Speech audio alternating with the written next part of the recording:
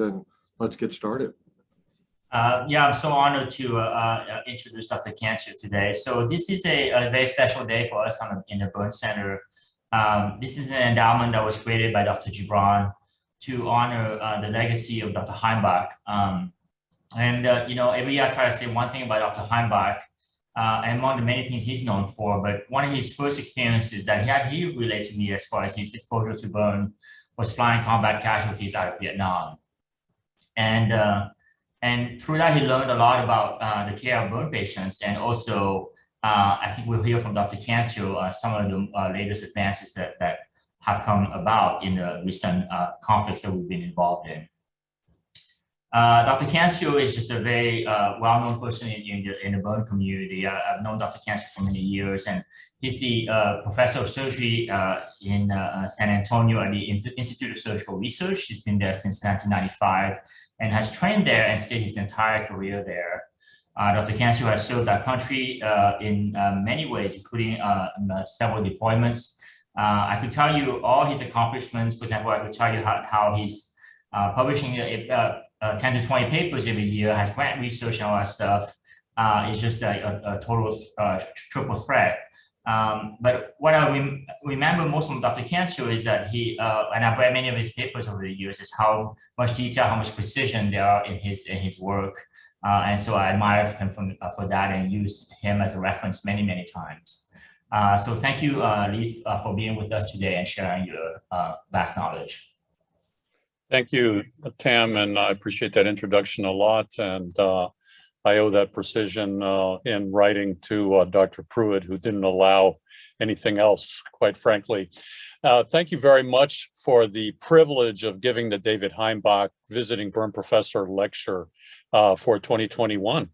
And I'd like to begin by saying that I regret not being able to be there in person because of COVID restrictions, but very much appreciate this honor. You know, I interacted with Dr. Heimbach on numerous occasions, actually most frequently when he was verifying our burn center. And I have tremendous respect for the legacy that you mentioned and for Harborview. And I'll touch on those things at the end of my presentation. Now, Anne, if I need redirecting in terms of my Zoom activities, please let me know. I have two conflicts of interest to disclose. I am a co-inventor of the Burn Navigator device for fluid resuscitation, and I also have served as a speaker for Percussionaire, the company that makes the VDR mechanical ventilator. So my objectives are basically to talk about a basic premise, which is that military conflicts have led to progress in trauma and indeed in burn care, and that military and civilian surgeons often learn from each other's experiences. Today, I will focus on the last 20 years of war in Iraq and Afghanistan. I'd like to begin with some background on our burn center here in San Antonio.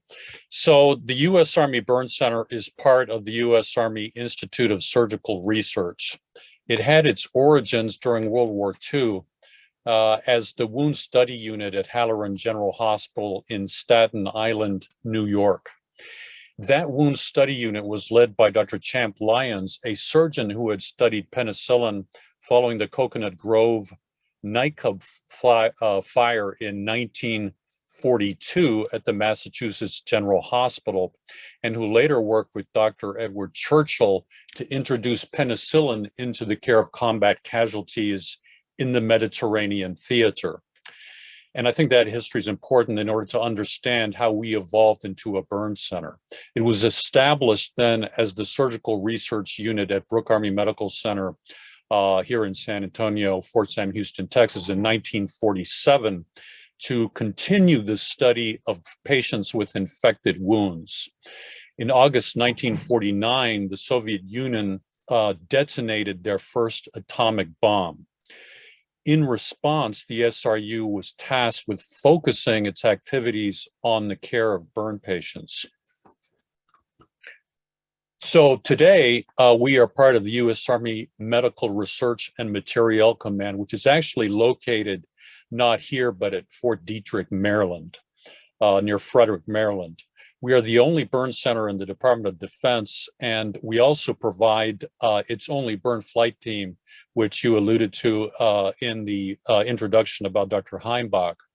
This team is now trained to U.S. Air Force Critical Care Air Transport Team standards. In addition to taking care of military members and their families from around the world, it's less well known that we are also the only ABA verified burn center here in our South Texas region. And thus we take care predominantly of a civilian population, especially during peacetime. So like Harborview, we take care of a variety of burn and non-burn patients. On the top photograph, you see a combat casualty with 95% TBSA burns from the war in Iraq. And on the bottom, you see a civilian who sustained injury from necrotizing soft tissue infection. Our ICU patient population comprises those with the highest acuity in the worldwide military health system. And furthermore, our step-down unit has a higher acuity than many ICUs in our system. Non-burn patients have occupied an increasing percentage of our admissions for about 4 years now, and in fact now are 25% of our admissions, to include patients, of course, with TENS, necrotizing soft tissue infections, and other complex problems. Now, despite our location here in South Texas, we even take care of frostbite patients. But until a winter weather event last February, these patients had been a rarity in our unit. We provide team-based care like you do. The vast majority of our personnel, who number about 285, work directly for the burn center, which is unusual. New additions to our program over the last decade have included ECMO and hyperbaric oxygen, as shown in this photograph here. In fact, the ECMO program for our hospital originated in the burn center, reflecting the high caliber of our nursing and ancillary staff and the value of the multidisciplinary team concept in caring for patients with complex problems, even if they are non-burn problems. And accordingly, we have served as the overflow medical ICU for patients who require ECMO for severe COVID ARDS, both from the military population and from here in the Texas region. Next, I'd like to review why we have a military burn center by looking at the epidemiology of burns on the battlefield. You know, we mentioned about how the burn center got started here initially because of nuclear warfare. But indeed, during conventional armed conflict, burns make up about 5 to 10% of casualties. This percentage has increased during the recent conflicts in Iraq and Afghanistan in comparison to Vietnam because of improvised explosive devices, or IEDs, as we will see in a moment. And that increase was actually pretty dramatic. You know, the explosion of atomic bombs in Hiroshima and Nagasaki instantaneously generated many tens of thousands of burned survivors, consequent to the release of infrared radiation by these weapons, but also consequent to structural fires. Clearly, these types of events are a worst case scenario for those of us who are responsible for thinking about the unthinkable. Warfare involving armored fighting vehicles, as shown here, can generate many burn casualties, particularly if soldiers get trapped inside a burning vehicle. This was well documented by the Israelis during various Arab-Israeli conflicts.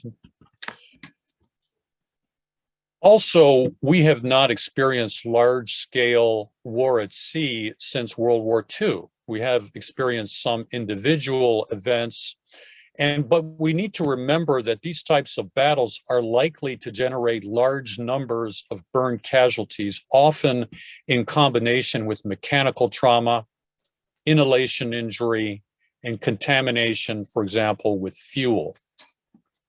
And as we think about the possibility of war in the Pacific, this is a major concern for those of us concerned with military medical planning.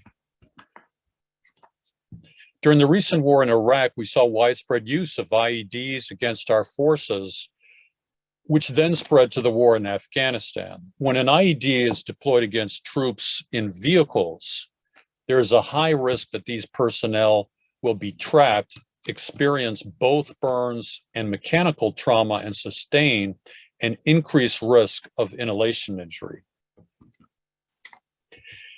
But we should not forget that deployed troops are also prone to accidental injuries. And this was particularly true during the early part of the war in Iraq. A common mechanism of injury was the use of a highly flammable accelerant, such as gasoline, to ignite human waste or other refuse. And by the way, this problem also existed during Vietnam. And if you look on the internet, unfortunately, you'll see several photographs of people doing just this. During the wars in Iraq and Afghanistan, this burn center received the majority of U.S. combatant patients with significant burns, totaling almost 1,000 in number. Most of these were from Iraq, and most were Army soldiers, followed by Marines. The majority of these injuries were caused by IEDs, and the total burn size was on average 17%. The Joint Theater Trauma Registry, or JTTR, is a database of patients seen at deployed hospitals on the battlefield, and it was set up by John Holcomb during the early part of the war in Iraq. Thus, many more patients are contained in this database than were seen at the Army Burn Center. As of 2019, there were over 6,000 burn patients in the JTTR, or 7.3% of the total patients. 42.6% of the JTTR patients were injured by IEDs or other explosive mechanisms, and roughly 2/3 of the burn patients were injured by explosive mechanisms, predominantly IEDs.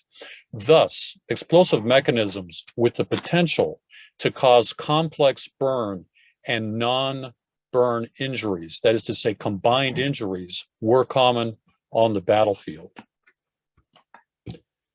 So what about the future? Well, currently planners are anticipating that the future battlefield will look different from what we experienced in Iraq and Afghanistan. We foresee multi-domain operations against peer or near-peer adversaries. Multi-domain operations means that conflict will be waged simultaneously across land, sea, air, and the cyber and space domains. Peer and near-peer competitors refers to China, Russia, Iran, North Korea, and/or extremists. On this battlefield, some adversaries will use advanced technologies with greater destructive potential, such as the thermobaric weapons shown in the picture. The dense urban environment, to include the subterranean environment, will be part of this future battlefield. In all of this, there will be an increased risk of burns and inhalation injury, again, combined with other types of injuries. Because of a loss of air superiority against these adversaries, we anticipate that there will be delayed aeromedical evacuation off the battlefield by hours to days, and that therefore medics will have to provide what we call prolonged field care for, again, hours to potentially a couple of days. Now I'd like to shift my focus to our experiences during the recent conflicts. Although the U.S. entered Afghanistan in late 2001 in response to 9/11, this burn center did not receive any burn casualties until the beginning of the war in early 2003 in Iraq, as shown here. Late 2002 and early 2003 was spent getting ready for looming war in Iraq. These preparations included the following initiatives. We put together a plan to care for casualties injured with blister-causing mustard agent. And I'd like to recognize Dr. David Barillo, who died within the last couple of years from COVID, for putting that plan together in coordination with the U.S. Army Research Institute of Chemical Defense. Anticipating that war in Iraq could overwhelm any one burn center, we implemented a national burn bed reporting program and plan to distribute burn casualties across the U.S. to civilian burn centers as needed. And by the way, the reason for that was planning, which estimated that the United States would incur roughly 1,000 combat casualties per day during the early phase of the invasion of Iraq, a sobering prospect, many of whom would be injured by burns. We developed a combat burn life support program for deploying military personnel who lacked burn experience, which was the majority of them. And we deployed burn surgeons to the Gulf region and to the military hospital in Germany to serve as liaison officers. The National Burn Bed Reporting Program was in effect from March to May of 2003, and it was based on a daily email that went out to 56 participating burn centers, including Harborview. Note that the total number of open burn beds in the US during this period was on average 407, and ICU beds 167. That's a sobering thought when you think about the possibility of mass casualties, say from even an improvised nuclear device. By the way. During the wars, we were able to keep pace with the flow of burn casualties, and we did not have to send burn patients to other burn centers. During the first half of 2003, we trained over 1,000 persons on the basics of burn care around the world, mainly here in San Antonio and also in the Gulf region.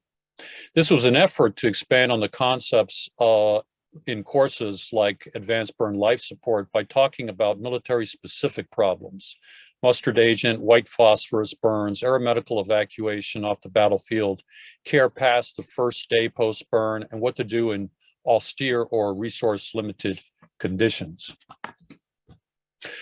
Now, while this burn center was receiving military casualties from the wars, we continued to care for civilians from South Texas. This analysis showed that these patients, these civilian patients, were similar on most variables, except that inhalation injury was much more common in the military casualties. This concept of civilian military similarities is the foundation for our burn centers maintaining our military readiness for a wartime role by caring for civilians during peacetime. Let's talk about some specific advances over the last few years. Early in the wars, we encountered, like many centers, the phenomenon of fluid creep or over-resuscitation in excess of that predicted by the different burn resuscitation formulas. In this report, abdominal complications following burn injury were found to be more common in military than in civilian patients. This suggested a problem in early burn care in the field.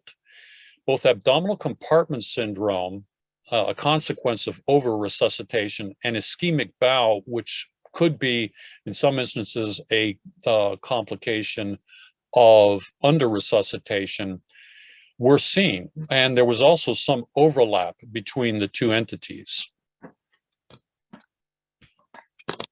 In order to address the problem of over and under resuscitation, and specifically the problem of abdominal compartment syndrome in combat casualties, we implemented a performance improvement project aimed at improving documentation and increasing situational awareness of cumulative fluid input and urine output during resuscitation.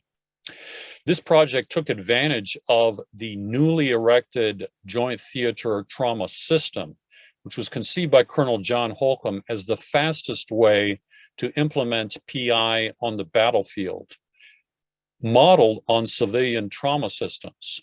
This project resulted in a decrease in the combined endpoint of mortality plus ACS and improvements in documentation. The Joint Theater Trauma System also published a series of clinical practice guidelines. And if you go to that website, you can download these CPGs today, of which the burn CPG is actually one of the most popular downloads. In any event, the burn guideline at the time recommended the use of 2 to 4 cc's per kilogram per percent burn for fluid resuscitation calculations. So the 2 cc formula is the modified Brook formula, and the 4 cc formula is the Parkland formula. In this report, some patients received 2 cc and some 4 cc, and only a few got 3 cc's. So this enabled us, and this was not intentional, we were just providing people with the option that was published in the Advanced Burn Life Support course at that time. So this enabled us, though, to retrospectively perform the first known comparison of the Brook and Parkland burn formulas. We found that both groups of patients got more than the formulas predicted, which is a common experience and a constant finding in almost all of the reports about burn resuscitation over the years. Patients who were started on the Parkland formula of 4 cc's were more likely to be over-resuscitated, that is, to receive more than 250 cc's per kilogram during the first 24 hours post-burn.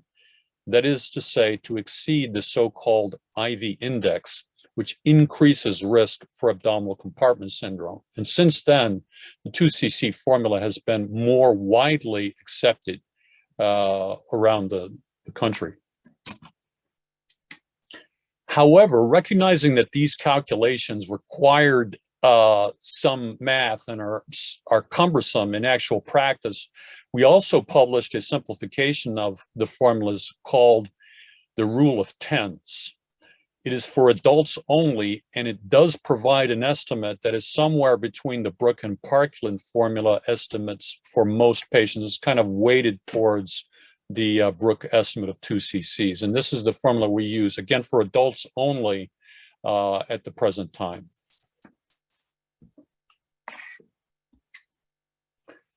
These formulas provide only an initial estimate, and subsequent titration of fluid input based on variables like urine output is essential.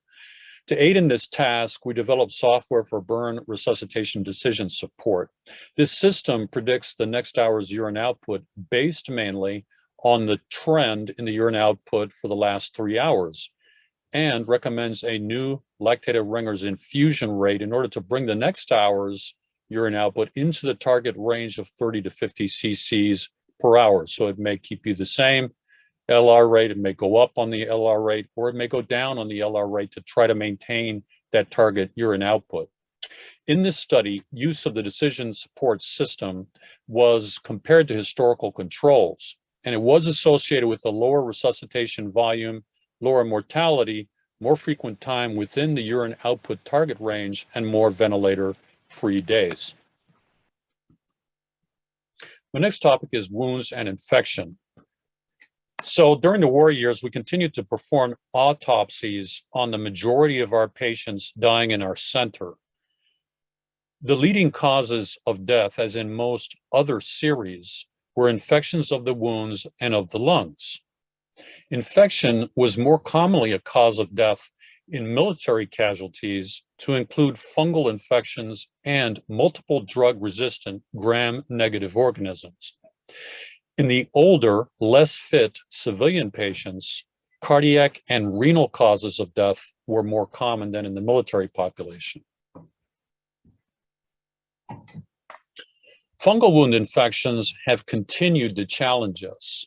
In this study, fungal wound infections were found to be more common in patients with larger burns, and fungal wound infections, but not colonization, was an independent predictor of post-burn mortality in patients at the mid-range of burn size, that is 30 to 60% TBSA. We believe that the key to preventing life-threatening wound infections like those I just mentioned is mainly the timely excision and successful closure of the burn wound. To help us visualize, track, and communicate the wound healing process, we developed software called Wound Flow. This software can be used to document progress or lack thereof in the healing of wounds. Use of this software enabled us to show that wound healing trajectories are highly correlated with survival in burn patients. That is, patients are well segregated into those who will live and those who will die based on their wound healing trajectory by 20 days post-burn. Few goals are as important then than efforts to achieve wound closure during the first 3 weeks post-burn. To be sure, none of these patients were treated according to the old-fashioned principles of care in which surgical intervention was delayed until eschar separation had occurred, because earlier studies by Pruitt and colleagues demonstrated that that practice was associated with increased risk of infection, even when topical antimicrobials were used. I will say that the software that we invented, shown in the previous slide, had to be removed from our systems because of failure to achieve approval by the Army's computer security program. So keep in mind that you have to keep that in mind. You have to keep that in mind if you're going to deploy new software. These decades were particularly exciting from a critical care standpoint. Acute respiratory distress syndrome was a common problem in combat casualties. 1/3 of combat casualties were intubated and mechanically ventilated in the ICU. Of these, 1/3 got ARDS, with the expected severity-dependent effect on mortality. Chung and colleagues conducted a single-center randomized controlled trial of high-frequency percussive ventilation versus low tidal volume ventilation in burn patients who required mechanical ventilation, including, of course, some with ARDS and some with inhalation injury. This study was stopped early due to a planned interim analysis, which showed superiority in the high-frequency group, specifically with respect to the need for conversion to a rescue mode of ventilation and the prevalence of barotrauma. These differences were particularly significant in the inhalation injury subgroup. And this reflected earlier findings by Chaffee et al. At this burn center in a historical control study design. We continue to use high-frequency percussive ventilation for the care of patients with inhalation injury here and as a rescue mode for ARDS. During the war years, we also use this ventilator during transatlantic flights for patients with severe lung injury. Another innovation was the introduction of continuous renal replacement therapy in our burn patients. In this review, patients treated with CRRT were compared to patients treated conventionally by a consulting nephrologist, that is, with intermittent hemodialysis when indicated and tolerable. The CRRT group demonstrated decreased mortality, improvement in the PaO2 to FiO2 ratio, and a decrease in pressor dose equivalence. This led to our adoption of CRRT throughout the hospital and to its routine use in our burn center. Would now like to highlight some current projects. We're getting started on a multi-center randomized controlled trial of plasma for burn shock resuscitation in comparison with crystalloid-based resuscitation. In addition to serving as a colloid, there is evidence to suggest that plasma may also protect the endothelium and prevent the endotheliopathy, which is thought to be associated with thermal injury. Through both mechanisms, plasma, even more so than albumin, may decrease fluid resuscitation requirements and decrease complications related to edema. This study will include six sites, including Harborview, and is particularly significant for the military, as we anticipate that freeze-dried plasma will soon become available for use on the battlefield, and thus its full indications for use in combat casualties need to be understood. Enteral resuscitation for burn shock is another study currently underway at our burn center. This approach to resuscitation employs oral rehydration salt solutions identical to those distributed by the World Health Organization for the treatment of cholera or other diarrheal illnesses. This formula uses glucose to enhance sodium absorption from the lumen of the gut by means of the sodium glucose co-transporter. In addition to serving as an adjunctive resuscitation route, we believe that immediate enteral resuscitation may help protect the barrier function of the gut similar to early enteral nutrition. The applicability of this approach to austere third world or battlefield scenarios is high. We are working to expand this project to include several other sites, to include Harborview. This multi-center study, SAVO2, aims to evaluate strategies to conserve oxygen in burn centers. The goal is to reduce exposure to excessive levels of oxygen by targeting a peripheral saturation of oxygen of 92 to 96%, and thereby decrease free radical-induced injury. Implementation of this strategy is similar to a performance improvement project with before and after comparisons. We are a participating site in the STAT study. This is a randomized controlled trial of two rehabilitation strategies, one, the site-specific standard of care, and the other, a protocolized approach which targets four active components of therapy, namely mobility, strengthening, aerobic fitness, and functional training. This protocol is likely the first such multi-center randomized controlled trial in burn rehabilitation therapy. We will be supporting a study of extracorporeal CO2 removal. This concept is similar to ECMO, but uses a smaller catheter and a lower blood flow rate. Ideally, this study could keep some patients off of the ventilator or wean them faster. We studied this concept in our large animal lab, demonstrating that we were able to remove about half of metabolically produced CO2 and to cut minute ventilation by 2/3. The main technical challenge with this approach is how to achieve how to implement this technology without the need for systemic anticoagulation, which of course carries with it increased risk of bleeding complications, which can be particularly significant in the burn patient population. Finally, I'd like to mention this upcoming project. The Seraph device contains beads of polyethylene, which are coated with heparin, and so it's kind of like an endothelial analog. This device removes many pathogens from the blood. Recent research on the device was funded by the CARES Act as a treatment for COVID viremia, with the dramatic initial findings shown in this graph of effect on mortality reduction. We hope to study the device in burn patients with bacteremia.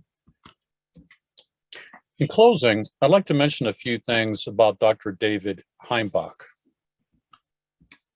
Dr. Heimbach was an alumnus, as you said, Dr. Pham, of wartime service at the U.S. Army Institute of Surgical Research, where he participated in aeromedical evacuation of combat casualties from Vietnam to our burn center. And in fact, I recall him telling me that he was on the first such flight out of Japan to San Antonio.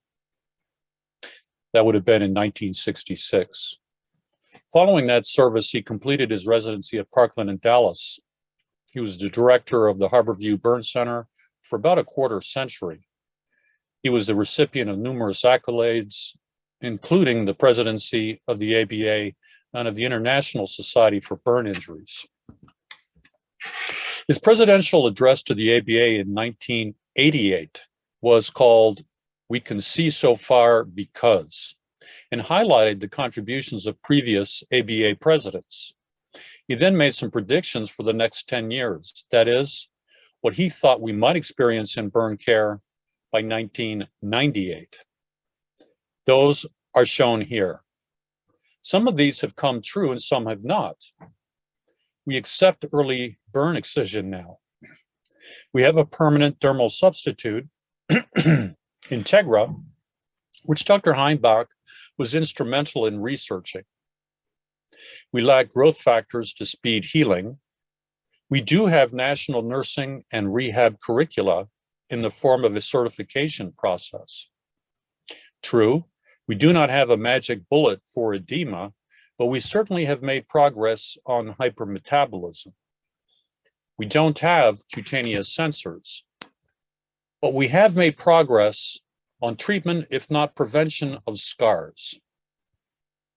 You know, the predictions about having mortality and eliminating immune system abnormalities have not really occurred as well as he anticipated. In 2012, the Harborview Group reviewed their experience during a recent 35-year period to include the Heimbach era. This graph shows the decrease in revised Bow score adjusted mortality, although the authors comment that that decrease was not steady, which has been our experience as well. They remarked that mortality and length of stay have changed little since the mid-1980s, reinforcing the call for outcome measures, such as how people function and their experiences with their care. I share their vision of the importance of research focused on long-term psychological, social, vocational, and functional outcomes. This type of research must occur simultaneously with the critical care research that aims to push the survival envelope even further by tackling the list of unfinished business on Dr. Heimbach's 1988 list. I leave you with this quote from Dr. Heimbach's ABA address. "The past may be ours, but the future is yours.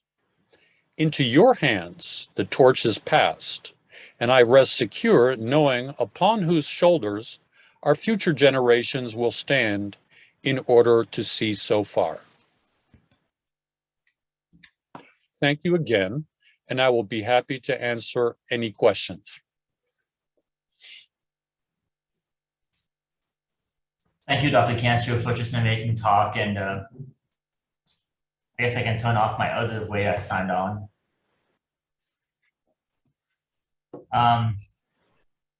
And I'd like to open the forum for some questions, but as people gather their thought, I'd like to start with one, please.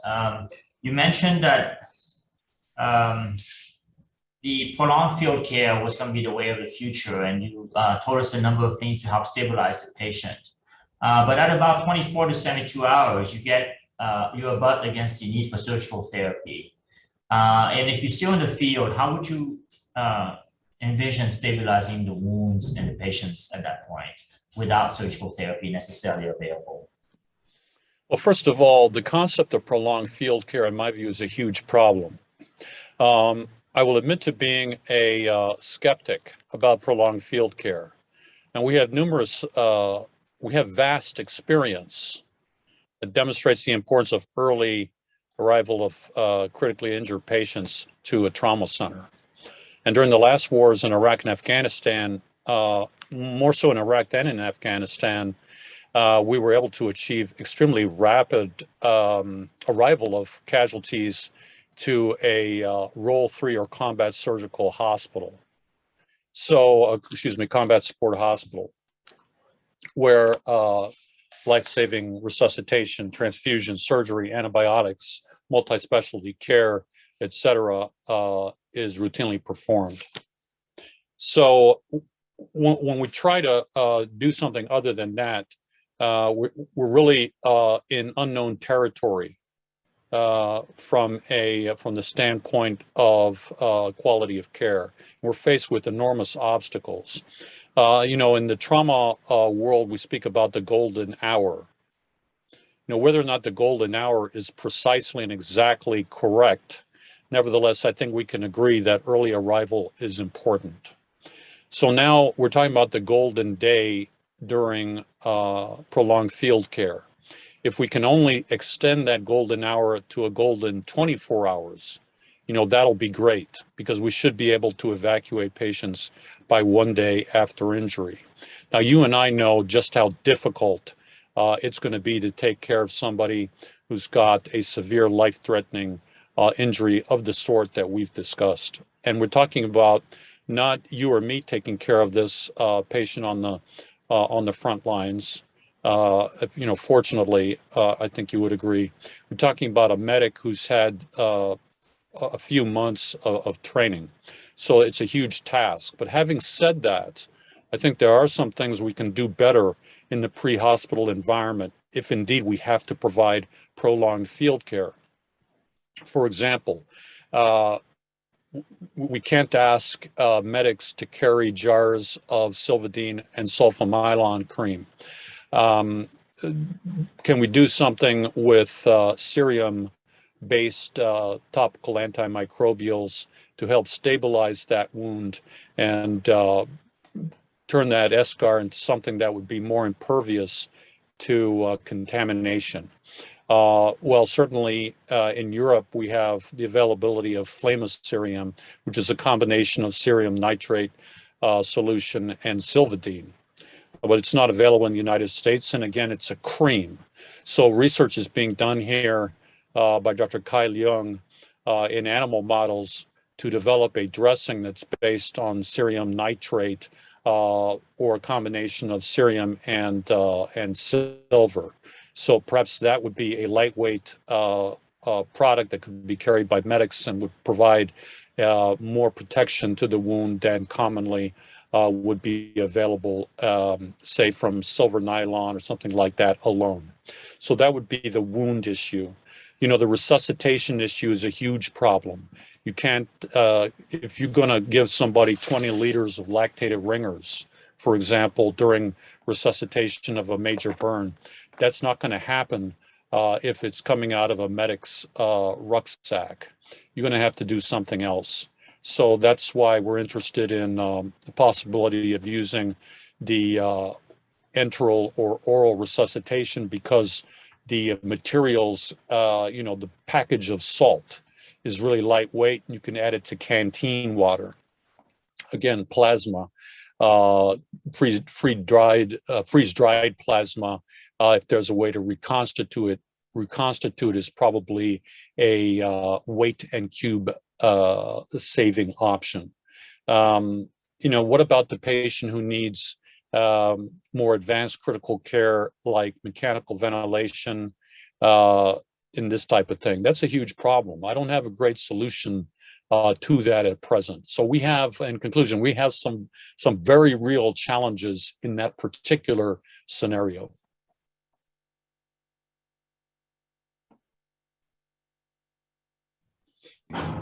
Thank you. Dr. Stewart? Thanks, Dr. Cancio. That was an awesome review. The military has done so much for burn care and blast injury care. Certainly, we've all benefited greatly from it as those of us who take care of civilians here in the U.S. With these injuries. And the dissemination of a lot of advances in the military have happened quite quickly because of the hierarchical culture of the military, obviously. And I wonder what sort of ways should we think about approaching dissemination of these advances to the rest of the world, who certainly sees the majority of burn injuries? Yeah, I absolutely agree with that observation that we experience a very high level, high technology care here in the United States. But as you say, most injuries occur in less developed circumstances. And I'd like to highlight your work in global healthcare, and particularly in the world of burns. And I think that offers huge challenges. There are a number of requirements that have to be met if one is to provide care of the sort or approaching that which we provide in U.S. burn centers. Some of these are beyond the reach of developing countries. On the other hand, some of them are probably within reach. In my own thinking about these issues, it has occurred to me that it's worthwhile to study the history of burn care and how it progressed in this country in a manner which was, it was not arbitrary or chaotic. It was thought through by our predecessors, really, and it was tackled by people like Dr. Heimbach, Dr. Pruitt, and colleagues in an organized fashion, such that they really undertook to address the leading causes of death sequentially as they were identified. So they started out by doing studies of microbiology and coming up with topical antimicrobials. They defined the nature, cause, and treatment of burn shock. Only later did they turn their attention to things like nutrition, advanced forms of mechanical ventilation, rehabilitation therapy. So, you know, if I was to choose a single thing, and I think possibly, but we live in a world in which the standard of care in the US, in the West, has been established and is known to many of our colleagues in developing countries. And so therefore, I think there is I believe there may be a temptation to try to adopt some of our practices, whereas not everything that we do is likely to benefit patients in those countries. Now, that point of view is kind of oriented, though, towards mortality. So we fall into the trap, right, of thinking about mortality, whereas I ended this talk by talking about function. And I think you would agree that if we had $100 to spend on burn care in a developing country, we could spend all of those $100 on the critical care of one patient in order to try to save his or her life. Or we could probably spend that care on treating 10 smaller burns and returning those people to work and preventing long-term disabling scar contracture, etc. So perhaps contrary to my initial answer to your question, we really ought to be thinking more about function and how to enhance, preserve, and restore function in those patients in developing countries. What do you think? Yeah, thanks, Dr. Cancio. It's certainly such a tenuous balance, and part of the challenge also becomes the not depriving opportunity to advance care by focusing only on function, not trying to push the envelope of survival, which is kind of the tension that we all deal with. But your thoughts are much appreciated. Dr. Bobby has his hand raised. Dr. Cancio, thank you very much for the talk. I really appreciate it. Thank you for being here. It's interesting that you said we can spend all of this money on one person or disperse it, and that is always a thing that we have to deal with. Considering that statement, what is your experience with Epicel? And how do you think that is going to fit in our management of patients? Well, concerning cultured keratinocytes or Epicel, we have used Epicel occasionally, and we don't use it too much. We have not had good success here with Epicel on average, and I don't know whether that's due to lack of experience on our part or whether we're simply choosing to use it on those people who are most severely burned and therefore likely not to have success with it in the first place. But I don't think, believe it or not, I think it's pretty expensive. And so I'm reluctant to use it unless I really have no other alternative. What about you? No, I have very, very similar view of, as you said. the expense and what you get out of it, it doesn't still, I hope the future will change it, that it will become something way better. As you know, the start of something is never the end of it. But right now, I have very similar thoughts regarding that as you do. And I think that the pace of research in this area has been slowed by the fact that customers for this particular product in the United States, in places that could afford it, are few. There's not a huge market for this. If there was a better market for it, I think we'd have better products. They'd probably be bilaminar. The Epicell technology is relatively old. It's a single type of cell, which lacks the characteristics of real skin, to include the presence of stem cells, of fibroblasts, and other things that constitute the recovering keratinocyte population in real patients. Yeah, and the fact that you have to either put it, as you said, because of those reasons, the fact that you have to put it either on a dermal base, which means that it can't be a very deep burn, or you have to have a meshed grafting already there and put this on top of it, makes it, again, the usefulness of it is limited because of those.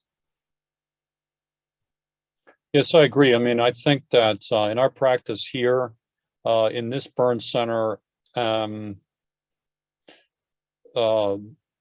more things change, the more they stay the same.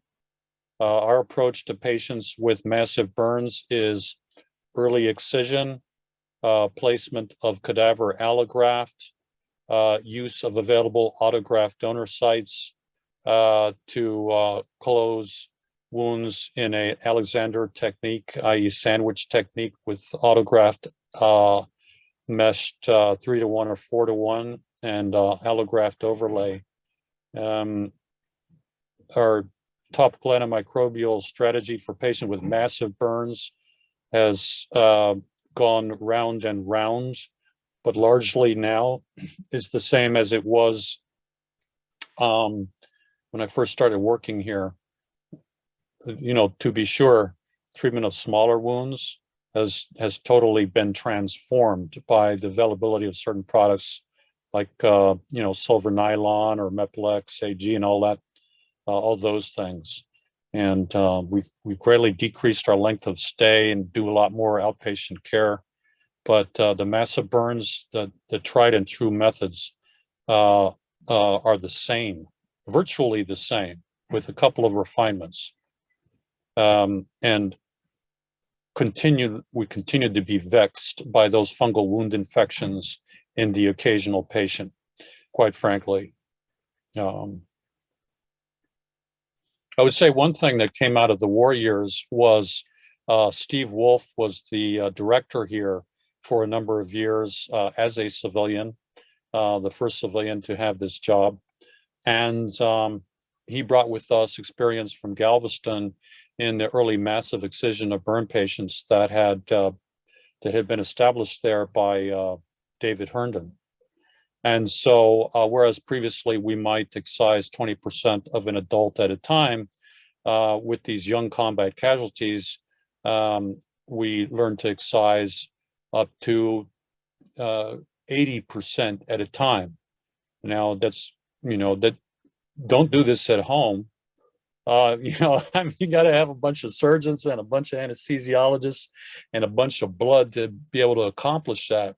But, what we learned from that is that even earlier excision and placement of allograft or allograft autograft sandwich is feasible, at least in the relatively fit population, less so in the medically unfit population.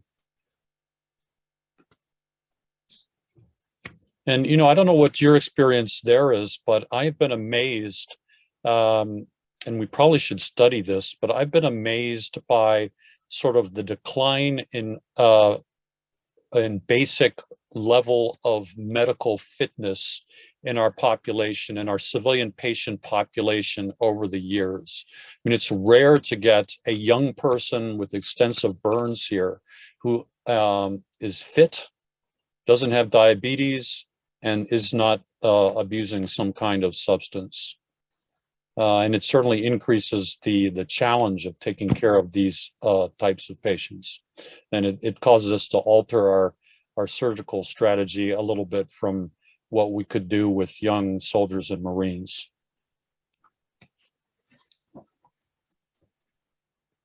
I will let Dr. Pham answer that, but the answer is definitely yes. The last time I operated on a fit young person was a hernia, but most of our burn patients, especially the big ones, they do have substance abuse. It would be definitely one of the issues, alcohol and substance combined. But as you said, higher BMIs, high prevalence of diabetes and other chronic disease is quite prevalent, even in the Northwest. Well, that kind of, I had a different image of you folks out there, but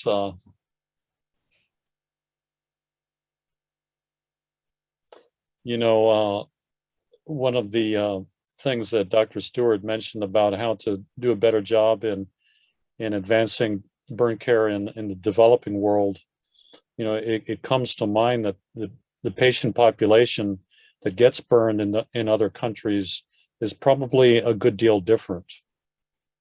And by the way, there's no doubt, and I admire Dr. Stewart for his work in this area.